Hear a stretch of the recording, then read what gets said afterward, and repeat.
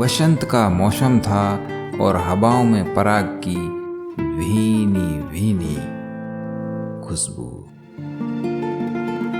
रंग बिरंगी तितलियों के झुंड के पीछे पीछे चल रहा था एक सुंदर और सौम्य बालक।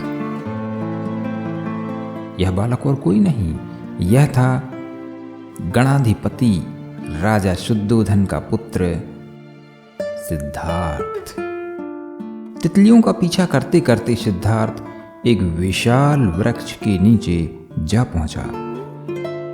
उसने देखा तरह तरह के सुंदर पक्षी सुरीली आवाज में बातें कर रहे हैं कि तभी हवा को चीरता हुआ एक वाण वृक्ष की पत्तियों को तितर बितर करते निकल गया। दरअसल यह कृत्य था कुमार देवदत्त का। हाँ, देवदत्त, जो सिद्धार्थ का चचेरा भाई था और उसी उद्यान में धनुर्विद्या का अभ्यास कर रहा था। स्वभाव से क्रूर, अस्त्र शस्त्र से खेलना और पशु पक्षियों को निशाना बनाना उसका शौक था।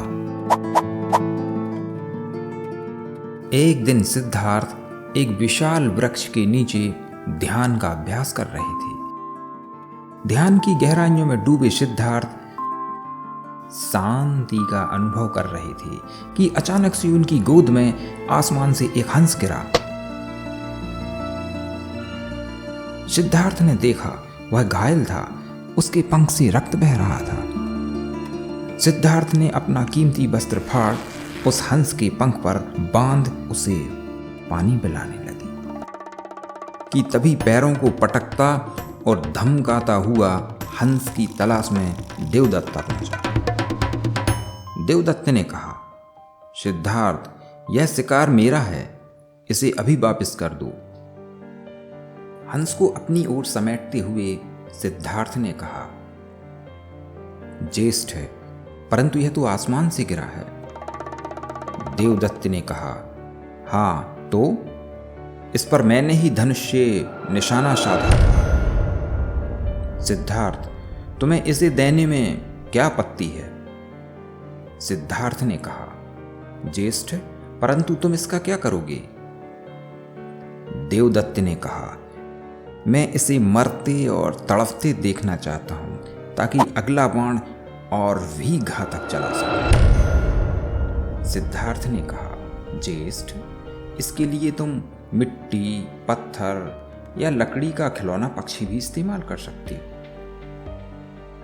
ज्येष्ठ, हर एक निशाने के अभ्यास और परीक्षण के लिए सजीवों को चुनना उचित नहीं। देवदत्त का क्रोध बढ़ता जा रहा था। उसने क्रोध भरी आवाज में कहा, सिद्धार्थ, यदि तुमने यह हंस मुझे नहीं दिया तो मुझसे बुरा कोई नहीं होगा। सिद्धार्थ ने भी तीखी आवाज में कहा, क्या कर लोगे? लड़ना मुझे भी आता है। फिर देवदत्त क्रोध और अहंकार से भरा सीधा महल की ओर चला गया और सिद्धार्थ भी हंस को गोद में लिए राजवैद्य के पास जा पहुंचा। राजवैद्य ने कहा, कुमार, इस समय और यहां क्या बात है?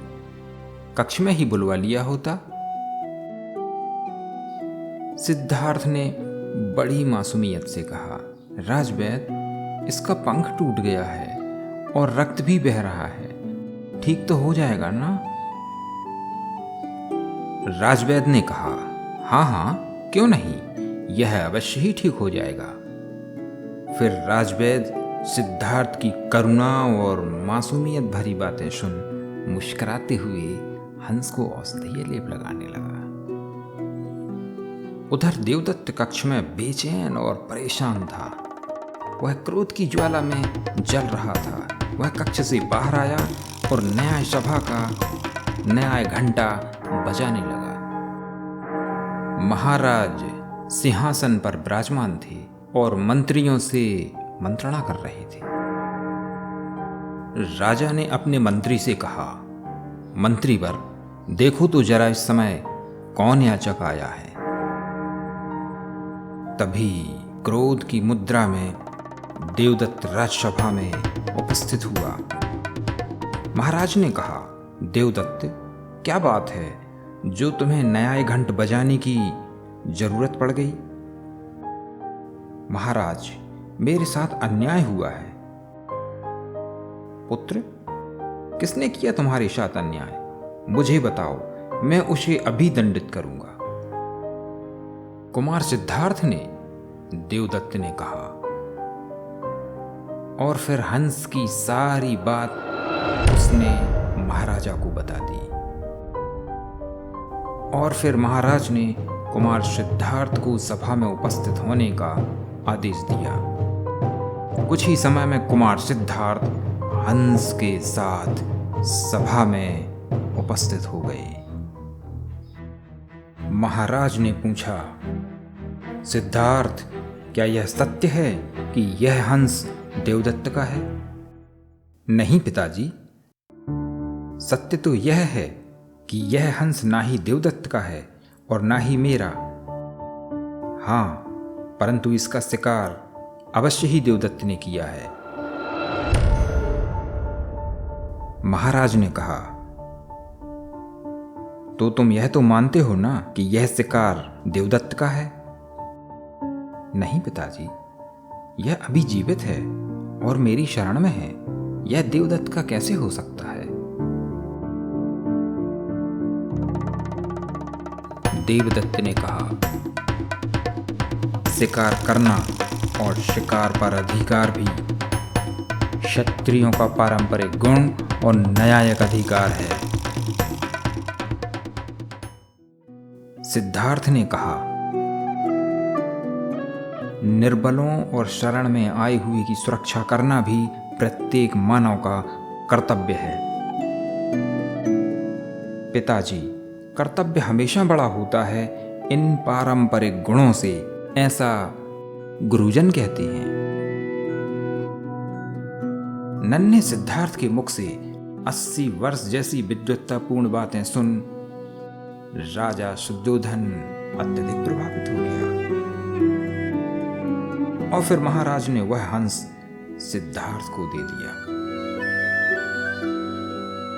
तब महाराज ने एक बात कही, किसी राज्य की प्रजा तभी सुखी और संपन्न रह सकती है जब वहां की न्यायिक और शिक्षा व्यवस्था पारंपरिक गुणों से नहीं बल्कि मानवीयता के गुणों से परिपूर्ण हो। और फिर सिद्धार्थ हंस को गोद में लिए खुशी खुशी राज्यसभा से चला गया।